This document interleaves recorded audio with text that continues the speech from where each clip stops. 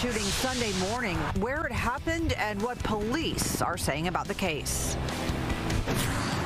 I'm meteorologist Rick Schluterman. Low pressure down near Cincinnati is going to keep us soggy tonight, tomorrow, into Tuesday as well. What about the Mother's Day forecast? We'll check it for you just ahead. Working for you. Fox 2 News at 10 starts now.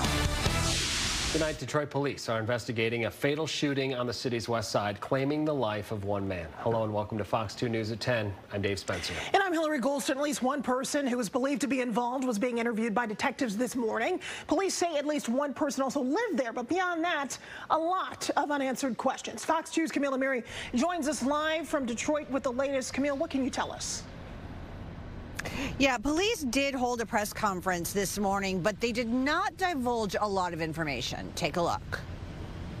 Monday, Detroit police investigating a fatal shooting that occurred in the parking lot of Grand Lofts Apartments on West Grand Boulevard on Detroit's west side. This morning around 10:30 a.m., two individuals were involved in some sort of dispute. During that dispute, shots were fired. One of the subjects was struck with gunfire, and he is deceased from his wounds. The other person involved is being interviewed by detectives as they work to determine the circumstances surrounding the case, the motive, and whether or not the two people knew each other. The 4th Precinct responded quickly, was able to ascertain what was happening, quickly called in additional resources, and with those resources we were able to identify the second subject, who, like I said, is with our homicide investigators now, speaking to them. Now, police believe at least one of those people lived at the apartment complex, but again, not giving a lot of information, not saying anything about the weapon, and not saying about this second person, not calling him a suspect. So whether or not this was self-defense, a lot to be determined. Reporting live from Detroit Police Headquarters, Camille Amiri, Fox 2 News. Yeah, Camille, just judging by the scene there, they're lucky that no one else was hurt when you have this shootout going on in a parking lot.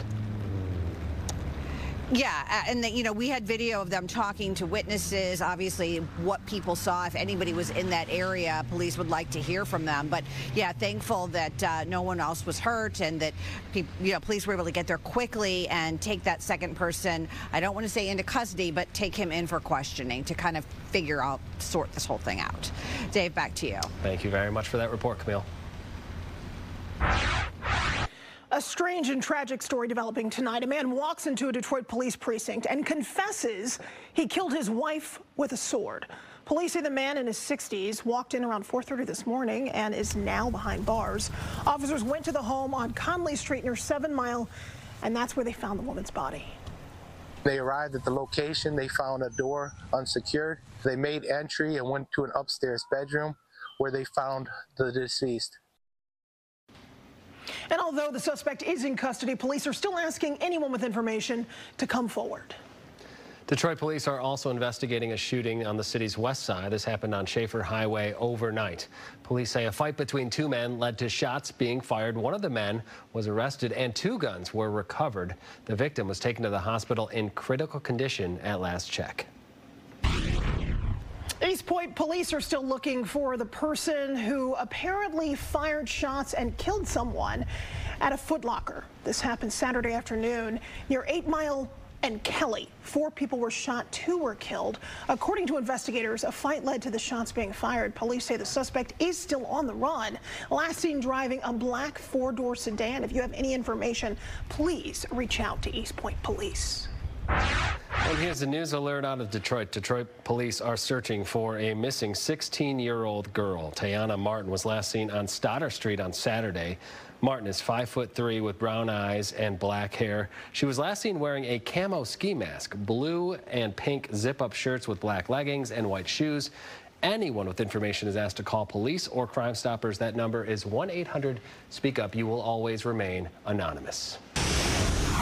All right, time for us now to take a look at the weather. When I peeked maybe about a half an hour ago, we saw a tremendous downpour around here in Southfield. Yeah, do you have that radar on loop or something behind you there? We're looping it right here, Dave, Hillary. The rain continues. Now, we've not seen a lot of heavy rain, but it has been steady at times this afternoon and again this evening. Notice the direction of the rain from the east to the west as low pressure is spinning down near Cincinnati. Let's zoom in with Sky Tracker, and you can see there are some pockets of heavier rain downriver, also out there close to Howell and Lansing. But this pattern is going to continue for the next 48 hours. It's not going to be steady rain for 2 days straight, but the rain will come and go. It is breezy. It is cool out there. 49 degrees right now at Metro Airport, 46 in Lansing. Not quite as cool where it's not raining. Mount Pleasant at 56 degrees. Live pictures right here in Southfield. You can see it's damp along 9 Mile Road just outside of our studios. So that's our forecast for the rest of tonight. Cloudy, more showers. In fact, for Monday and for Tuesday,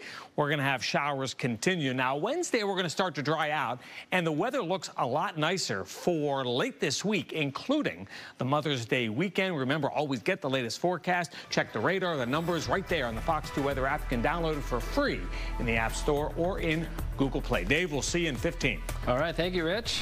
New tonight, President Donald Trump says he plans to give TikTok another extension if the company cannot find a U.S. buyer by June 19th. During his first term, President Trump tried banning the app due to national security risks. Now he's trying to keep the app in the U.S., saying he has a warm spot in his heart for the popular social media app and that it will be protected. We're turning now to an annual event that is near and dear to us here at Fox 2 because of the involvement of our dear friend and colleague, the late Ron Savage. The event, the annual Fight for Air Climb. Yes, it's an event that's raising awareness for those battling lung cancer as well. Fox 2's Ingrid Kelly has that story.